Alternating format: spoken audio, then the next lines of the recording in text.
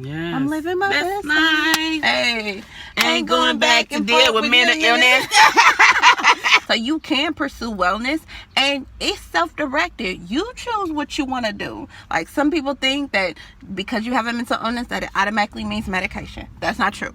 That automatically means, counseling or psychiatry. Although that's helpful, there's some people who have done a tremendous amount of other things. Technology, there's so many other alternative supports out there where people are learning what works for them, what helps them to get well. Yoga, people do, circles, support circles, and talk with friends and family members.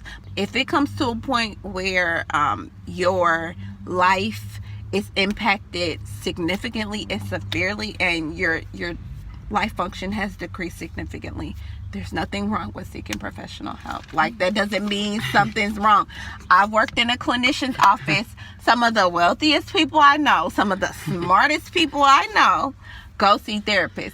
And they go see therapists because they are that smart and because they are that well off. And they're able to maintain and sustain their success because they continue to seek help. It's important to have an outlet for your problem. That energy is not supposed to stay in your body. We experience a lot of stress and traumatic things that we've never talked about, that we've never released from ourselves. And that's not the only way to release, but sometimes journaling. There's a lot of different things. There is a lot of different things, and I'm glad that you've expressed multiple things, because one of the bottom lines for me and many people that I've talked to before is the fact that acknowledging there is a problem, there is an issue, because in this community, in these families that I'm familiar with, that's just a way of life. Mm-hmm. Deal with it. Get over it. Suck it up. Be a man. Be a woman. Or you're a stronger woman than you think you are, but that's how life goes. I mean, those are the things that you're told. You don't need help. Your mama did it. Your grandmama did it. Exactly. I mean, under what circumstances? And you don't have time to be depressed. Get out the bed and do something for yourself. I've heard this before. Well, I've experienced trauma, and I had a poor childhood. Good for you. Like, I'm grateful that you made it through that, and I'm awesome that you know what I'm saying, didn't need that help, like, or that you have that resilience. Mm-hmm. Some of them are emotionally detached and don't even want to creep, but that's a whole nother subject. But if you have experienced trauma and you've been able to push through it and you don't need help, good for you. Live your life, fulfill your highest potential. What does that have to do with the next person? If the next person needs help and needs support, then give them whatever they need to live their best life. Maintaining a wellness regimen is important. What do I mean by that? Yeah, what is regimen?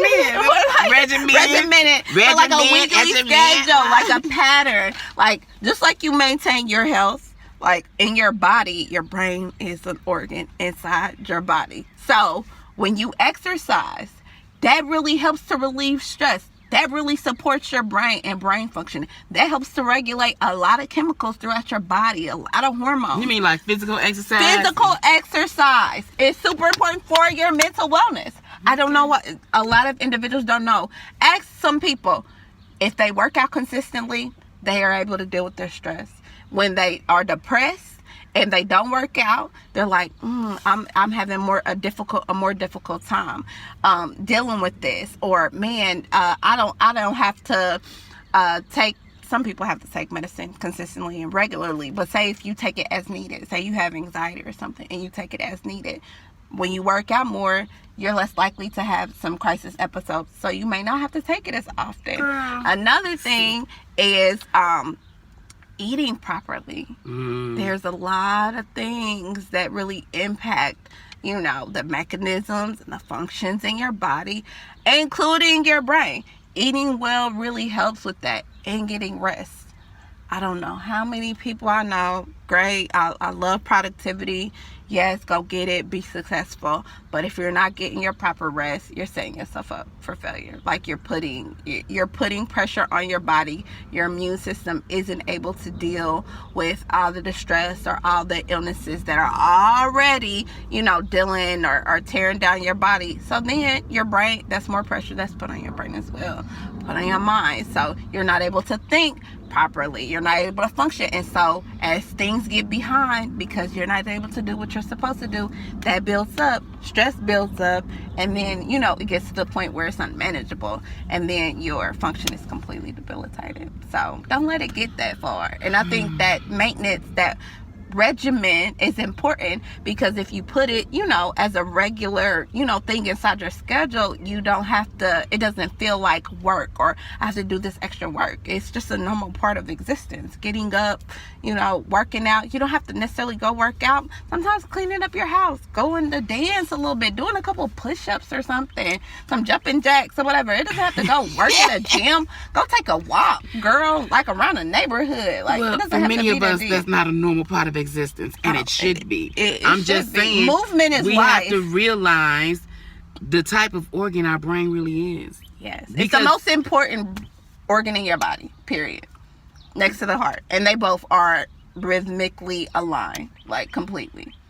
Yes. When we sit back and watch our parents, family members, we don't look at life that way. We don't separate it in terms of, you said regiment. Mm-hmm.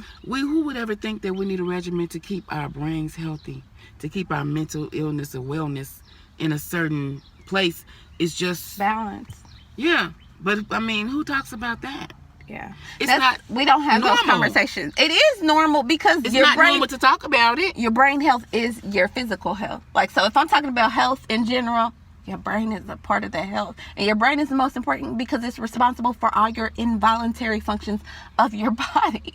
So if your brain's not working, you're not gonna be able. Your heart, your liver, it's responsible. It's the chief in command. So if you like ain't, that. you know what I'm saying? So what would be the first? What would a person do to do a check to see if they're brain healthy, so to speak? Go to your general practitioner, like your doctor, like your general doctor. You don't necessarily have to go to a psychiatrist, or if it's to a point where you believe that a serious mental illness, then go to your doctor, and if your doctor feels like it's something significant, they will refer you. But check in and say how you're doing. How have you been feeling? They'll ask you a series of questions to let you know. In general, here's the thing. There's certain symptoms that align with mental illness. Change in mood, unstable mood, unpredictable mood, anger, agitation, someone just not acting like themselves. You know how people, you or you know your sister, you know the people close to you. If there's a sudden change in their personality or something, that's something to take note of. If there's a change in their appearance, so they're not, bathing or caring for themselves like they're used to, or they're not keeping themselves up. So a change in their appearance, also a feeling of sadness or overwhelming hopelessness, like that contributes to it. That's probably why people associate drug addicts with mental illness. The interesting thing is that a significant amount of the population of individuals who are impacted by substance use have underlying mental health issues that are undiagnosed, because it's very common for people with mental illness undiagnosed to not know how to deal with what's going on in their mind, or not how to deal with overwhelming negative thoughts, and may not know that they're experiencing a significant amount of mental distress. So they can't deal with it, so they use that to cope. They don't even know that that's the reason why they're using it. You know what I'm saying? Girl. So a lot of it, and then they get labeled two labels that, oh, you're an abuser, oh, you're an addict. But if you were living in my body and you knew what I had to deal with, or what I was trying to overcome, or what type of thoughts I'm fighting off, or, this overwhelming feeling of sadness, or this overwhelming feeling of anxiousness, like, if you can't tell me how to cope with it or how to deal with it in a healthy way, then this is the way that I know how to cope. I go for what I know. So until we're able to help people or give people healthy coping mechanisms, then substance use is still going to persist.